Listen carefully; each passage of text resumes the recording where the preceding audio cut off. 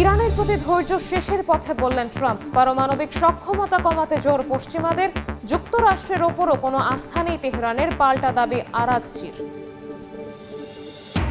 যুদ্ধবিরতির মেয়াদ আরও ৪৫ দিন বাড়াতে সম্মত ইসরায়েল লেবানন, জানালো মার্কিন পররাষ্ট্র দফতর। দখলদার বাহিনীর হামলায় দক্ষিণ লেবাননে নিহত ৬, আহত ২২। গাজার ৬০% এলাকা ইসরায়েলি বাহিনীর নিয়ন্ত্রণে, দাবি নেতানিয়াহুর। দখলদারদের হামলায় হামাসের শীর্ষ সামরিক কমান্ডার সহ নিহত ৭, আহত ৩০ জন। জর্ডানে নাকবা দিবস পালিত। আফ্রিকায় আবারও ছড়িয়ে পড়ছে প্রাণঘাতী ইবোলা ভাইরাস। কঙ্গোতে অন্তত ৬৫ জনের মৃত্যু, উগান্ডায়ও সংক্রমণ। দেশে দেশে জরুরি স্বাস্থ্য ব্যবস্থা জোরদার। এবং পশ্চিমবঙ্গে অভয়াকাণ্ডে ৩ পুলিশ কর্মকর্তাকে চাকরিচ্যুত করল শুভেন্দু প্রশাসন। তৃণমূলের কেউ জড়িত কিনা চলছে তদন্ত। হেরে যাওয়া প্রার্থীদের নিয়ে মমতার বৈঠক।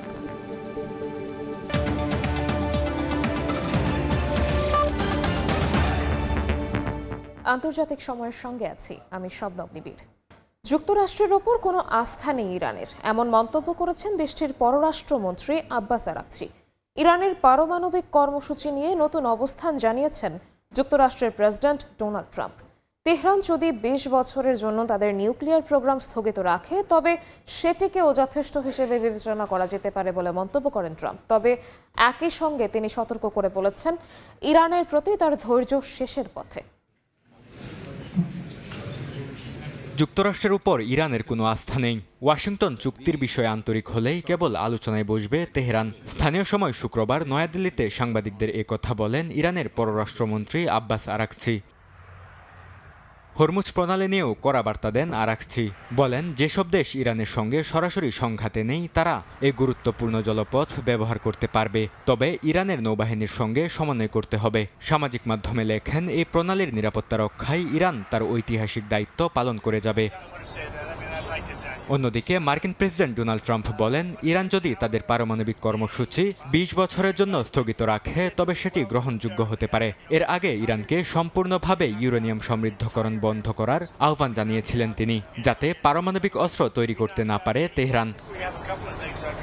ইরান ইস্যুতে ধৈর্য কমে আসছে এবং আলোচনায় এখনও কোনো অগ্রগতি হয়নি বলেও জানান ট্রাম্প। তিনি দাবি করেন, দুই পক্ষের মূল অবস্থান এখনও অনেক দূরে। ইরান যুদ্ধবিরতির বিনিময়ে বিভিন্ন শর্ত দিয়েছে, যার মধ্যে রয়েছে শত্রুতা বন্ধ, নৌ অবরোধ প্রত্যাহার এবং সামরিক হামলা বন্ধের নিশ্চয়তা। অন্যদিকে যুক্তরাষ্ট্রও তার মিত্ররা পারমাণবিক সক্ষমতা সীমিত করার উপরই জোর দিচ্ছে। বরকতুল্লাহ, সময় সংবাদ। ইরানের হয়ে গুপ্তচর বৃত্তির অভিযোগে অভিযুক্ত সাবেক এক মার্কিন গোয়েন্দা কর্মকর্তাকে ধরতে $2 লাখ পুরস্কার ঘোষণা করেছে এফবিআই। বৃহস্পতিবার মার্কিন কেন্দ্রীয় তদন্ত সংস্থা এফবিআই জানায়, সাবেক বিমান বাহিনীর গোয়েন্দা কর্মকর্তা মনিকা উইটকে এখনও খুঁজে পাওয়া যায়নি। ধারণা করা হচ্ছে 2013 সালে তিনি ইরানে পালিয়ে যান এবং এখনও দেশটির হয়ে কাজ করছেন। 2019 সালে তার বিরুদ্ধে আনা অভিযোগে বলা হয়, তিনি ইরানের কাছে যুক্তরাষ্ট্রের অত্যন্ত গোপন গোয়েন্দা তথ্য ও এক মার্কিন গোয়েন্দা কর্মকর্তার পরিচয় ফাঁস করেছিলেন।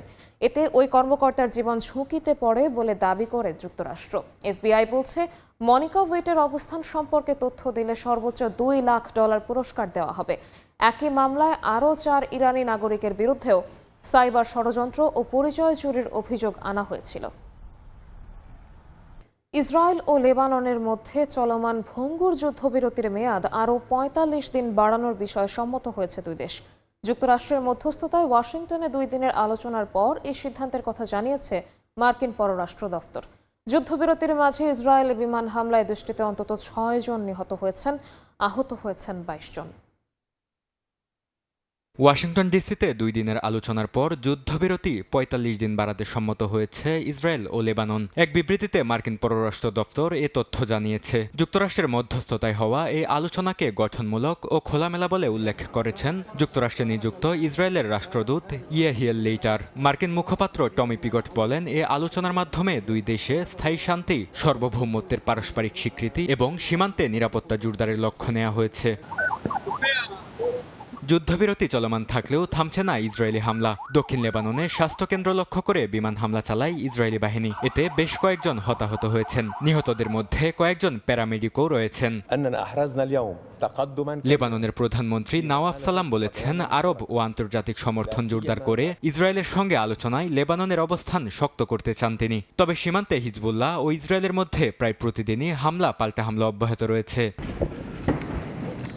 দক্ষিণ লেবাননে ইসরায়েলের বিমান হামলা আরও তীব্র হয়েছে বলে জানায় লেবাননের স্বাস্থ্য মন্ত্রণালয়, যেখানে শিশুসহ বহু বেসামরিক হতাহতের খবর পাওয়া গেছে। ইসরায়েল দাবি করেছে তারা হিজবুল্লাহর অবকাঠামো লক্ষ্য করে হামলা চালায়। বিশ্লেষকদের মতে এটি পুরো অঞ্চলে দীর্ঘমেয়াদী অস্থিরতা বাড়াচ্ছে। বরকতুল্লাহ, সময় সংবাদ। গাজা সিটিতে ইসরায়েলি বিমান হামলায় অন্তত ৭ ফিলিস্তিনি নিহত হয়েছেন, আহত হয়েছেন ৩০ জন। হামলায় হামাসের শীর্ষ সামরিক কমান্ডারকে হত্যার দাবি করেছে ইসরায়েল। এদিকে গাজার ৬০% এলাকা ইসরায়েলি বাহিনীর নিয়ন্ত্রণে বলে দাবি করেন প্রধানমন্ত্রী বেঞ্জামিন নেতানিয়াহু। গাজা সিটিতে বিমান হামলায় হামাসের শীর্ষ সামরিক কমান্ডার ইজ আদ-দিন আল হাদ্দাদ নিহত হয়েছেন বলে দাবি করেছে ইসরায়েল। যৌথ বিবৃতিতে হাদ্দাদকে ৭ অক্টোবরের হামলার জন্য অন্যতম পরিকল্পনাকারী হিসেবে উল্লেখ করেন প্রধানমন্ত্রী বেনিয়ামিন নেতানিয়াহু ও প্রতিরক্ষামন্ত্রী ইসরায়েল কাটজ। এখনও এ বিষয়ে কোনো মন্তব্য করেনি হামাস। বিবৃতিতে আরও বলা হয়, গাজা সিটির কেন্দ্রস্থলে অবস্থিত আল মুত্তাজ নামে একটি আবাসিক ভবনে একযোগে ৩টি ক্ষেপণাস্ত্র হামলা চালানো হয়। পরে একটি গাড়িকেও লক্ষ্যবস্তু করা হয়। প্রত্যক্ষদর্শীরা জানান, হামলার পর ভবনে বড় ধরনের অগ্নিকাণ্ড ঘটে এবং উদ্ধার কাজে ব্যাপক বাধার সৃষ্টি হয়। ধ্বংসস্তূপের নিচে আটকে পড়াদের উদ্ধার করে স্থানীয় হাসপাতালে নেওয়া হয়। জেরুজালেম ডে উপলক্ষে দেয়া ভাষণে গাজার ৬০% এলাকা এখন ইসরায়েলি বাহিনীর নিয়ন্ত্রণে বলে দাবি করেন নেতানিয়াহু। সেনা প্রত্যাহার বা ভবিষ্যৎ পরিকল্পনা নিয়ে স্পষ্ট কোনো ইঙ্গিত দেননি তিনি। ভাষণে ইরান ইস্যুতেও কড়া অবস্থান পুনর্ব্যক্ত করেন নেতানিয়াহু। বলেন, তেহরানের সঙ্গে ইসরায়েলের চলমান সংঘাত এখনও শেষ হয়নি। মধ্যপ্রাচ্যে সামরিক উত্তেজনা ও আঞ্চলিক প্রতিদ্বন্দ্বিতার মধ্যে এই মন্তব্যকে নতুন বার্তা হিসেবে দেখছেন বিশ্লেষকরা। বরকতুল্লাহ, সময় সংবাদ। ফিলিস্তিনিদের কাছে নাকবা মানেই জাতীয় বিপর্যয়ের স্মৃতি। ১৯৪৮ সালের আরব ইসরায়েল যুদ্ধের ৭৮ বছর পরও সেই বাস্তুচ্যুতি শরণার্থী জীবন আর ধ্বংসস্তূপের ইতিহাস যেন আবারও ফিরে এসেছে গাজায়। উপত্যকাটির পাশাপাশি নাকবা দিবস ঘিরে জর্ডানে পালিত হয়েছে নানা কর্মসূচি। ফিলিস্তিনিদের প্রতি সংহতি জানিয়ে বিক্ষোভ করেছেন আম্মানের বাসিন্দারা। ফিলিস্তিনিদের কাছে নাকবা মানে মহাবিপর্যয়। ১৯৪৮ সালে ইসরায়েল রাষ্ট্র প্রতিষ্ঠার সময় যুদ্ধের মধ্যে প্রায় ৭.৫ লাখ ফিলিস্তিনি নিজেদের বাড়িঘর ছাড়তে বাধ্য হন। বহু গ্রাম ও শহর ধ্বংস হয়ে যায়। সেই বাস্তুচ্যুত মানুষের অনেকেই এখনও গাজা, পশ্চিম তীর, জর্ডান, লেবানন ও সিরিয়ার শরণার্থী শিবিরে বসবাস করছেন। ১৯৪৮ সালের আরব ইসরায়েল যুদ্ধের সময় লাখো ফিলিস্তিনির মতো ঘর ছাড়তে বাধ্য হয়েছিলেন মোহাম্মদ সাইদ আবদুল্লাহ আল বাইরুতি। তখন শিশু বয়সে পরিবার নিয়ে জাফা থেকে পালিয়ে বিভিন্ন জায়গা ঘুরে শেষ পর্যন্ত আশ্রয় নেন গাজায়। কিন্তু ৭৮ বছর পর আবারও যুদ্ধ তাকে ফিরিয়ে এনেছে এই শরণার্থী জীবনে। এখন ৯০ বছর বয়সে গাজার একটি ত্রাণ শিবিরের তাঁবুতেই দিন কাটছে তার। ইসরায়েল ফিলিস্তিনের এই যুদ্ধ আমাদের জীবনে নজিরবিহীন দুর্যোগ বয়ে এনেছে। আমরা যেন মরুভূমিতে ছুঁড়ে ফেলা মানুষ, না আছে পানি, না খাবার, না আশ্রয়। সারা জীবন কষ্ট করেছি, কিন্তু বাস্তুচ্যুত মানুষের কোনো সম্মান থাকে না। পুরনো স্মৃতি হাতড়ে এখনো আগলে রেখেছেন বিবর্ণ ছবি আর বহু বছর আগের প্রশিক্ষণ সনদ। গাজায় বসতি গড়ে সন্তানদের মানুষ করেছিলেন তিনি। তবে ২০২৩ সালের অক্টোবর থেকে শুরু হওয়া নতুন যুদ্ধ আবারও সবকিছু কেড়ে নিয়েছে। আমি দুটি বিপর্যয় দেখেছি, ১৯৪৮ সালের নাকবা আর এই ভয়াবহ যুদ্ধ। প্রথম যুদ্ধে আমরা নিজেদের ভূমি হারিয়েছিলাম। ইহুদিরা আমাদের জমি দখল করেছিল, কিন্তু সেই যুদ্ধ এত ধ্বংসাত্মক ছিল না।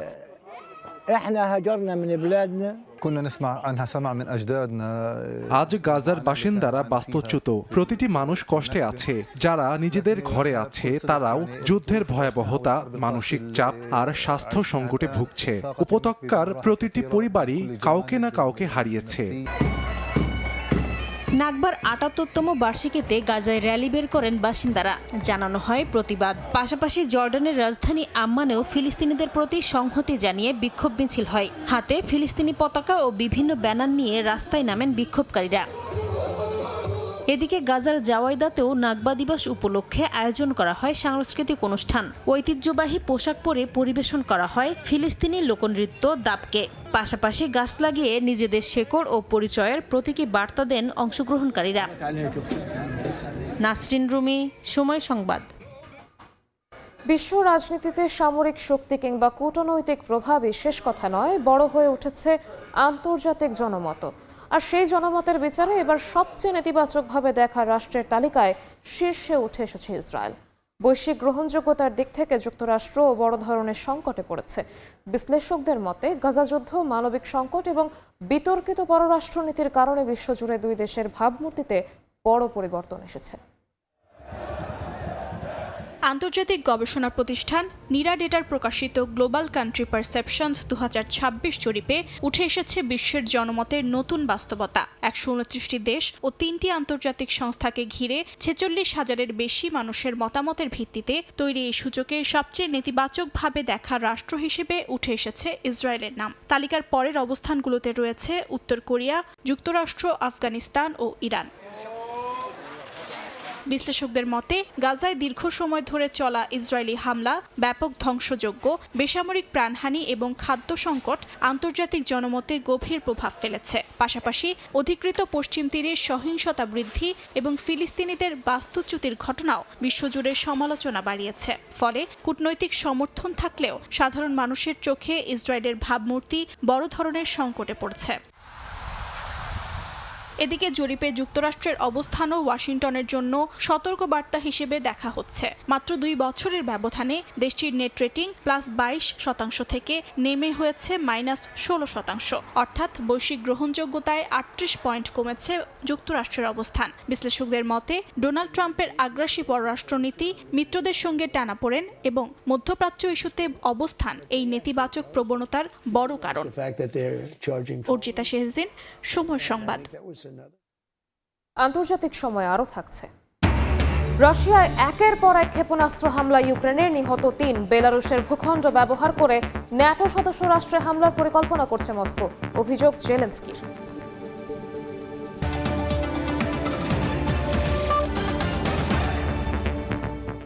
পূর্ব আফ্রিকা ও মধ্য আফ্রিকা জুড়ে নতুন করে ছড়িয়ে পড়েছে ইবোলা ভাইরাস। এরই মধ্যে গণতান্ত্রিক কঙ্গো প্রজাতন্ত্রে ভাইরাসে আক্রান্ত হয়ে অন্তত 65 জনের মৃত্যু হয়েছে।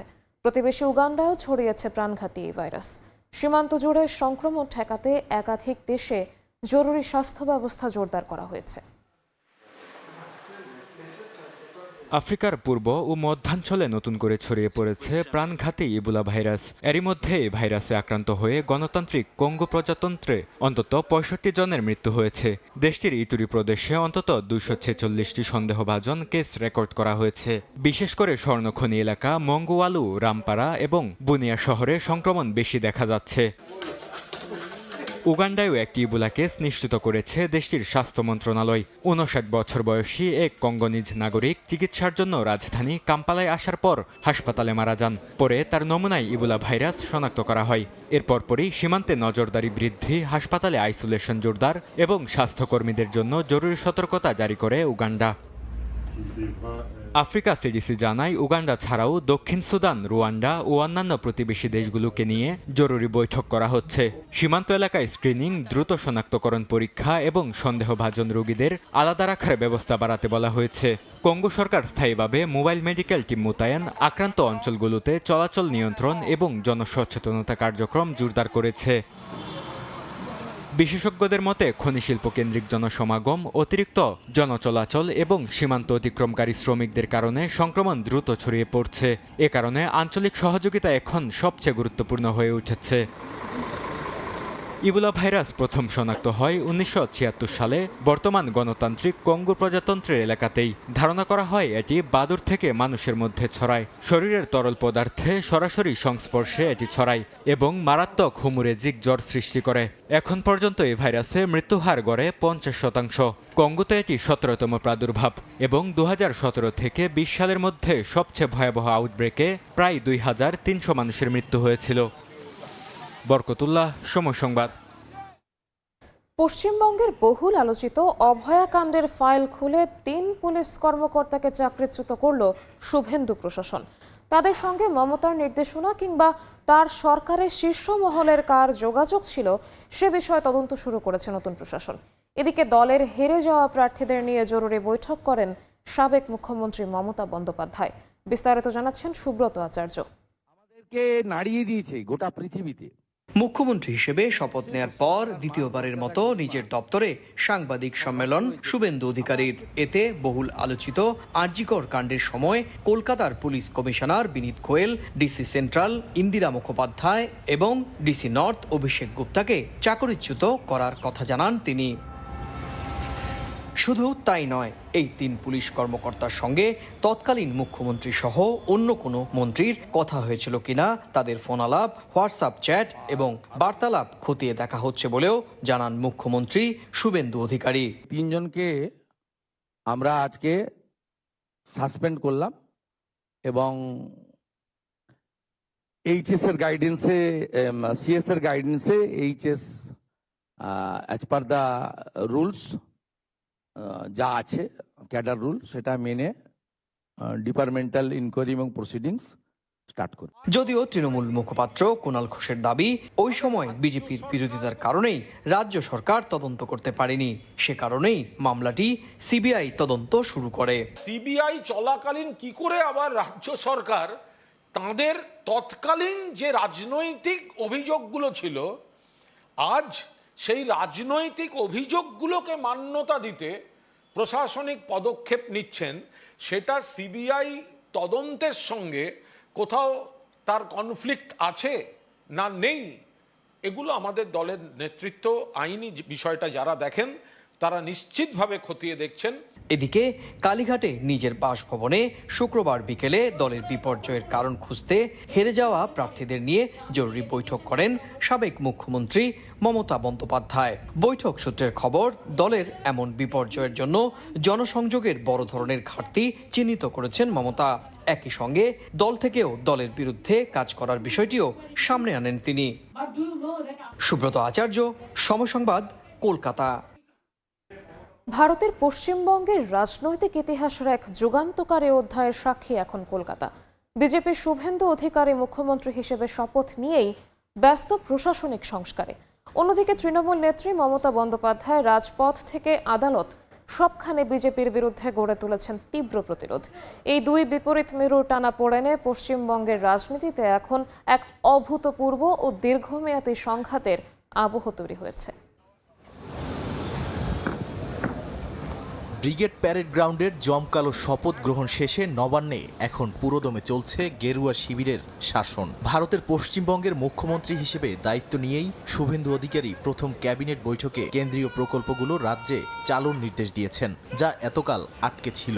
নতুন মন্ত্রিসভা গঠন, আমলাতন্ত্রে রদবদল এবং রাজ্যের ভেঙে পড়া অর্থনীতি ও আইনশৃঙ্খলা পরিস্থিতি টেনে তোলাই এখন তার প্রশাসনের সবচেয়ে বড় অগ্রাধিকার। দিল্লির শীর্ষ নেতৃত্বের পূর্ণ সমর্থন নিয়ে শুভেন্দু এখন ব্যস্ত তার সোনার বাংলার ব্লুপ্রিন্ট বাস্তবায়নে।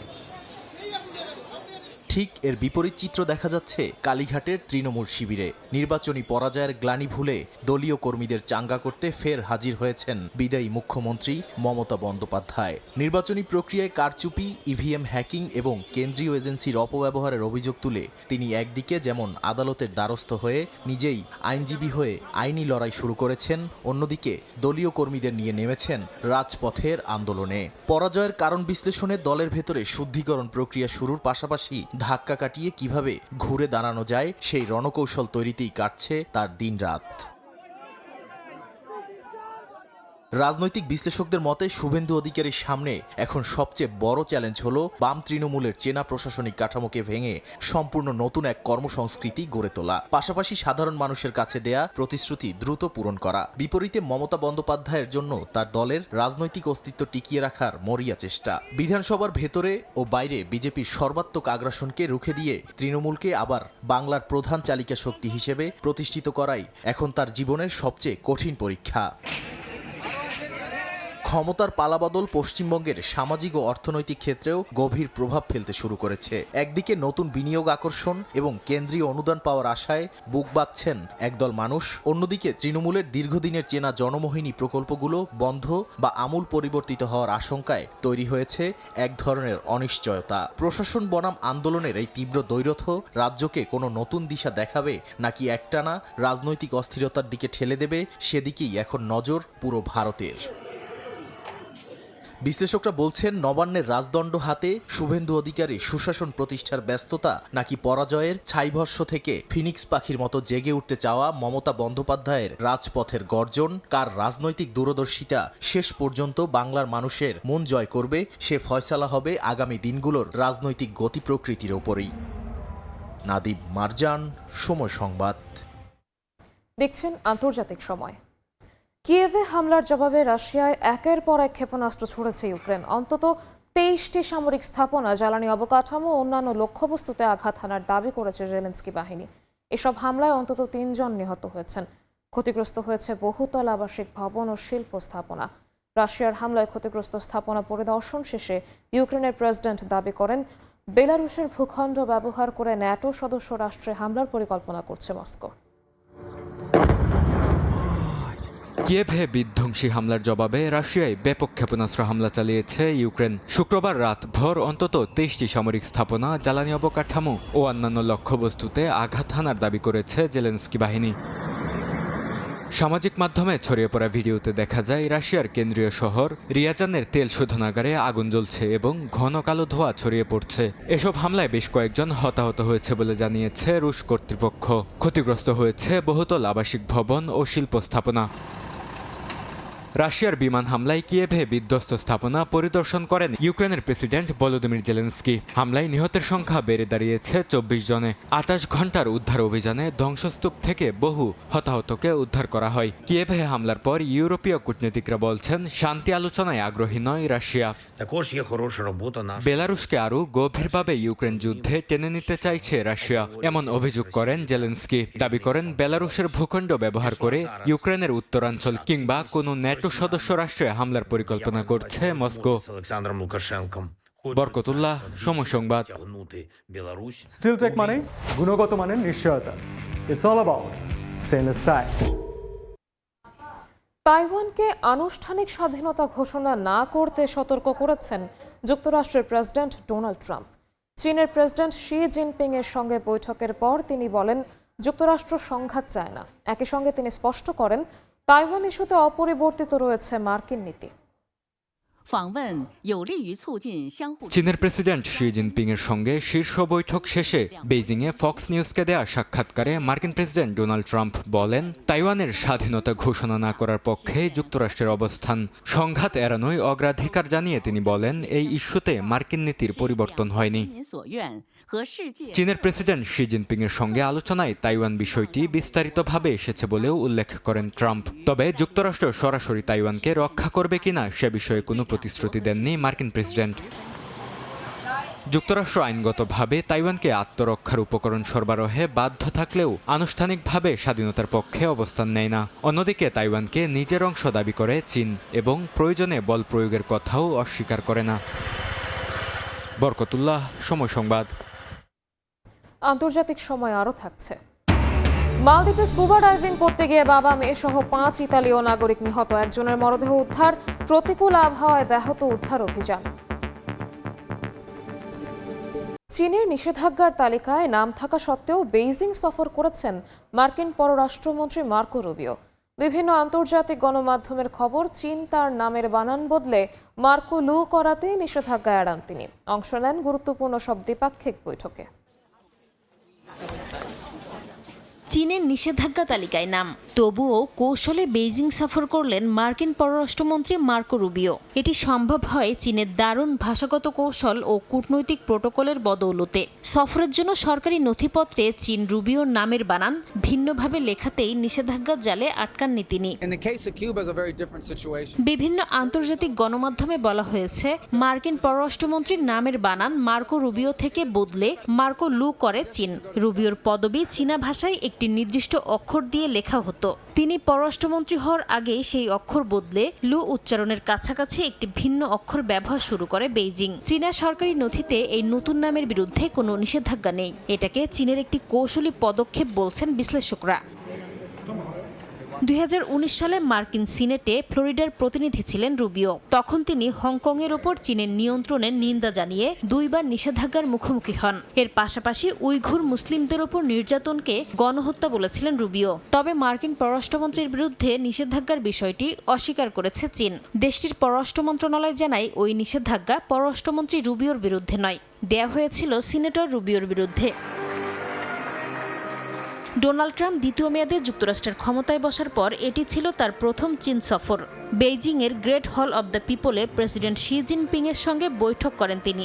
তাইওয়ান, বাণিজ্য ও ইরান যুদ্ধ নিয়ে আলোচনা হয়। ট্রাম্পের চীন সফরের গুরুত্বপূর্ণ সঙ্গী হিসেবে তার পাশে ছিলেন পররাষ্ট্রমন্ত্রী মার্কো রুবিও। নাসরিন রুমি, সময় সংবাদ। দীর্ঘদিনের বৈরিতা, নিষেধাজ্ঞা আর রাজনৈতিক অবিশ্বাসের সম্পর্কের মাঝে এবার বিরল এক কূটনৈতিক বার্তা নিয়ে হাভানায় হাজির হন মার্কিন গোয়েন্দা সংস্থা সিআইএ এর প্রধান।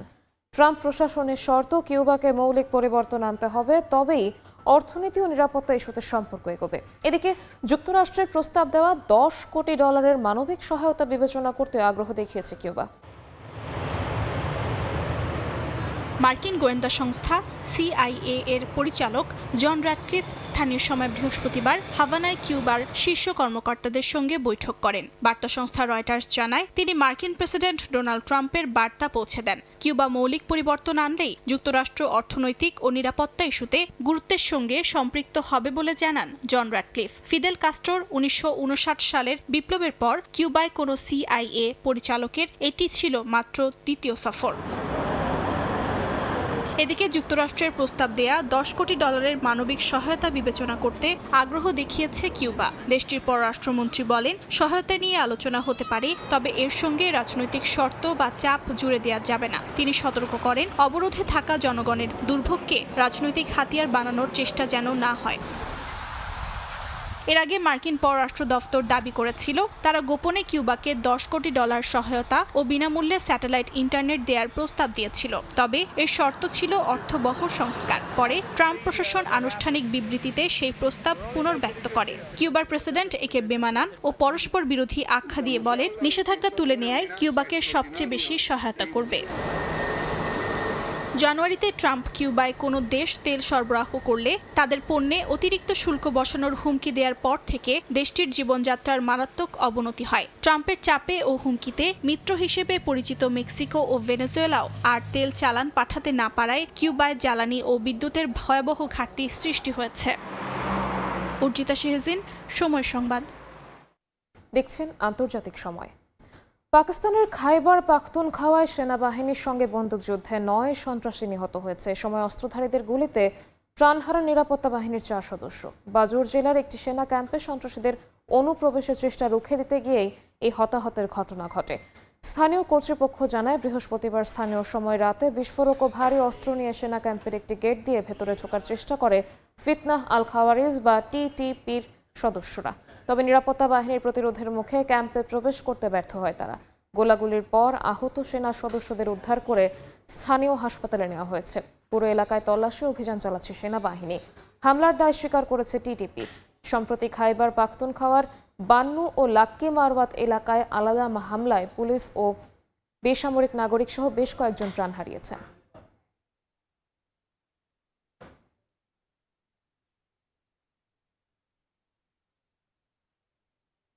ভারতীয় ধনকুবের গৌতম আদানির বিরুদ্ধে জালিয়াতির অভিযোগে আনা ফৌজদারি মামলা প্রত্যাহার করে নিচ্ছে যুক্তরাষ্ট্র। রয়টার্সের এক প্রতিবেদন অনুযায়ী মার্কিন অর্থনীতিতে $10 বিলিয়ন বিনিয়োগের প্রতিশ্রুতি দিয়েছেন আদানি। তার আইনজীবীর দাবি, মামলা চলতে থাকলে আদানির পক্ষে ওই $10 বিলিয়ন বিনিয়োগ বাস্তবায়ন করা সম্ভব হবে না। 2024 সালের নভেম্বর মাসে ব্রুকলিনের ফেডারেল প্রসিকিউটররা আদানির বিরুদ্ধে অভিযোগ আনেন। অভিযোগে বলা হয়, ভারতের বৃহত্তম সৌরবিদ্যুৎ প্রকল্প নির্মাণের অনুমোদন পেতে ভারতীয় সরকারি কর্মকর্তাদের প্রায় $26.50 কোটি ঘুষ দিতে সম্মত হয়েছিলেন তিনি।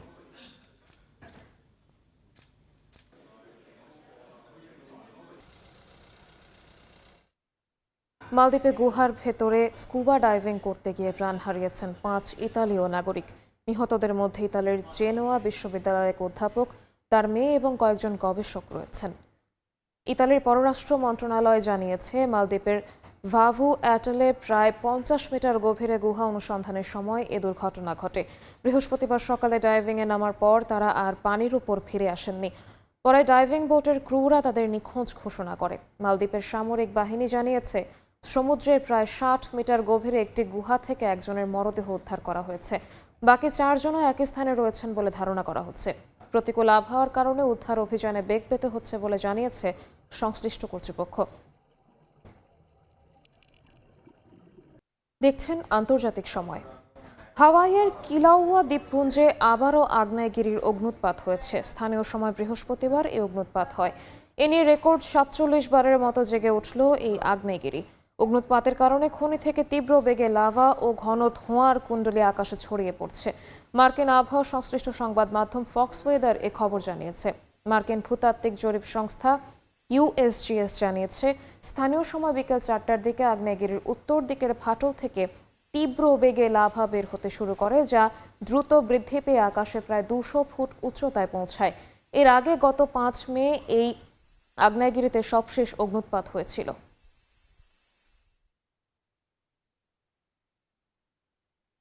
শহরের কংক্রিটের দেয়ালকে জীবন্ত সবুজ অবকাঠামোয় রূপ দিতে নতুন প্রযুক্তি নিয়ে এসেছে যুক্তরাজ্যের লন্ডনের একটি স্টার্টআপ।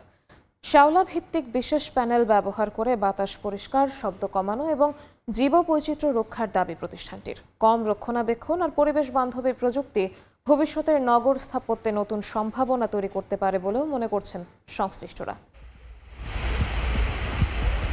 সাধারণত ছাদ বা দেয়ালে জন্মানো শ্যাওলাকে বিরক্তিকর কিছু মনে করে পরিষ্কার করে ফেলা হয়। তবে যুক্তরাজ্যের লন্ডন ভিত্তিক স্টার্টআপ অ্যালাইভ ল্যাবস সেই শ্যাওলাকে নগর পরিবেশে সমাধান হিসেবে তুলে ধরছে। প্রতিষ্ঠানটির প্রতিষ্ঠাতা নিকি ডায়রোর ভাষায়, শ্যাওলার নিজস্ব সৌন্দর্য রয়েছে এবং জাপানের ঐতিহ্যবাহী শ্যাওলা বাগান থেকেই তারা অনুপ্রাণিত হয়েছেন। তাদের লক্ষ্য সেই প্রাকৃতিক সৌন্দর্যকে শহরে কংক্রিটের দেয়ালে ফিরিয়ে আনা। অ্যালাইভ ল্যাবস টেরানাইট নামের বিশেষ খনিজ উপাদান ব্যবহার করে তৈরি করেছে বায়োরিসেপটিভ কংক্রিট। এই প্রযুক্তির মাধ্যমে স্থাপত্যের বিভিন্ন পৃষ্ঠে সহজেই শ্যাওলা জন্মাতে পারে। প্রতিষ্ঠানটির দাবি, এটি ঘরের ভেতরে ও বাইরের দেয়াল উভয় জায়গাতেই ব্যবহার করা যাবে। প্রচলিত সবুজ দেয়ালের মতো এতে মাটি ছাঁটাই কিংবা কীটনাশকের প্রয়োজন হবে না, ফলে রক্ষণাবেক্ষণ খরচও কমবে। সাধারণ গাছের শিকড় কংক্রিটের ক্ষতি করলেও শ্যাওলা তা করে না, বরং এটি দেয়ালের উপর থেকেই বেড়ে উঠতে পারে। এছাড়া এই জীবন্ত দেয়াল ছোট প্রাণীর আবাস তৈরি করবে, শহুরে তাপমাত্রা কমাতে সহায়তা করবে এবং দূষিত বাতাস পরিশোধনেও ভূমিকা রাখবে। বর্তমানে বিভিন্ন অফিস, হোটেল ও সরকারি ভবনে জীবন্ত দেয়াল ব্যবহৃত হলেও সেগুলো বেশিরভাগই নিয়মিত পানি ও পরিচর্যার উপর নির্ভরশীল। সেই জায়গায় অ্যালাইভ ল্যাবস তাদের শ্যাওলা ভিত্তিক প্যানেলকে সহজ ও কম রক্ষণাবেক্ষণ প্রয়োজন এমন বিকল্প হিসেবে তুলে ধরছে। তবে নিয়ন্ত্রিত পাইলট বিকল্পের বাইরে বাস্তব নগর পরিবেশে বড় পরিসরে এই প্রযুক্তি কতটা কার্যকর হবে সেটি প্রশ্ন। শিউলি রোজা, সময় সংবাদ। দেখছেন আন্তর্জাতিক সময়। দীর্ঘ শীত শেষে বসন্তের রঙে রঙিন হয়ে উঠেছে ফিনল্যান্ডের রাজধানী হেলসিঙ্কি। আর সেই বসন্ত উদযাপনে হাজারো মানুষের মিলন মেলায় পরিণত হয় হানামি উৎসব। জাপানি সংস্কৃতি, চেরি ফুলের সৌন্দর্য আর আনন্দ উচ্ছ্বাসে মুখর ছিল আয়োজন। ফিনল্যান্ড থেকে মহিউদ্দিন মধুর রিপোর্টে বিস্তারিত। সুরে সুরে উৎসবের আবাহন, ঐতিহ্যবাহী বাদ্যযন্ত্র শামিসেনের ছন্দে ভেসে আসে জাপানের শত বছরের সংস্কৃতি। ফিনল্যান্ডের হেলসিঙ্কি চেরি পার্কে শুরু হয় বসন্তের সবচেয়ে রঙিন আয়োজন হানামি উৎসব। গোলাপি রঙের চেরি ফুল উৎসবের দিনে কিছুটা মলিন। আগের দিন টানা বৃষ্টি আর বৈরী আবহাওয়ায় ঝরে গেছে অনেক ফুল, তবুও উৎসবের আনন্দে যেন এতটুকু ভাটা পড়েনি। সকাল থেকেই পার্কে মানুষের ঢল। সরকারি ছুটির দিন হওয়ায় উপস্থিতি ছিল চোখে পড়ার মতো। পরিবার, বন্ধু আর প্রিয়জন নিয়ে বসন্ত উদযাপনে যোগ দেন হাজারো মানুষ। কোথাও ছবি তোলার ব্যস্ততা, কোথাও আবার ঘাসের উপর বসে গল্প আর আড্ডা। চেরিফুল গাছের নিচে বসে বসন্ত উপভোগ করার এই ঐতিহ্যের নাম হানামি। জাপানি ভাষায় যার অর্থ ফুল দেখা উৎসব। শত শত বছর আগে জাপানের রাজপরিবারের মধ্য দিয়ে শুরু হওয়া এই ঐতিহ্য ছড়িয়ে পড়ে চারিদিক। সময়ের সঙ্গে সঙ্গে ফিনল্যান্ডেও বসন্তের অন্যতম বড় উৎসবের রূপ নেয় হানামি। এতে যোগ দেন বাংলাদেশ কমিউনিটির অনেকেই। বছরের অন্যতম দিনগুলোর মধ্যে এটা একটা। এই দিনটার জন্য ফিনল্যান্ডের মানুষজন অপেক্ষা করে, কারণ চেরি ব্লসম যে পার্ক, এখানে আসে মানুষ পরিবার নিয়ে। সব কিছু মিলিয়ে অন্যরকম একটা আমেজ পাওয়া যায় বছরের এই সময়, এপ্রিল মাসে।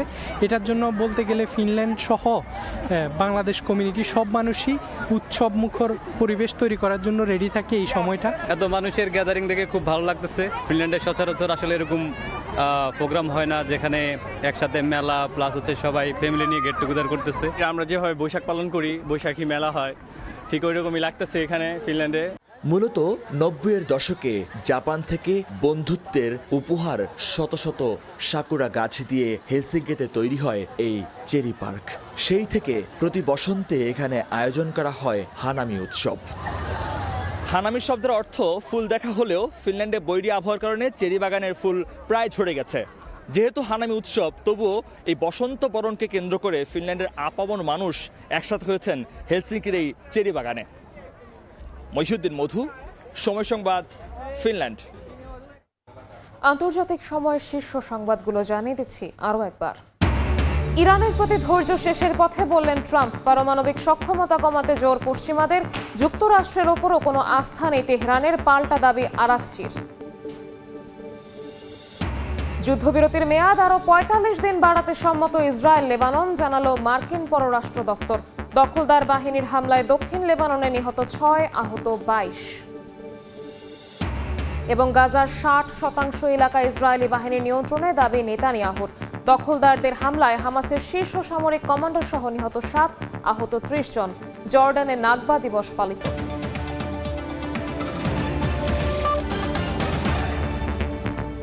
এই ছিল আন্তর্জাতিক সময়। সকাল 10টার সময় সংবাদের সঙ্গে থাকবেন সহকর্মী অর্জিতা শাহদিন।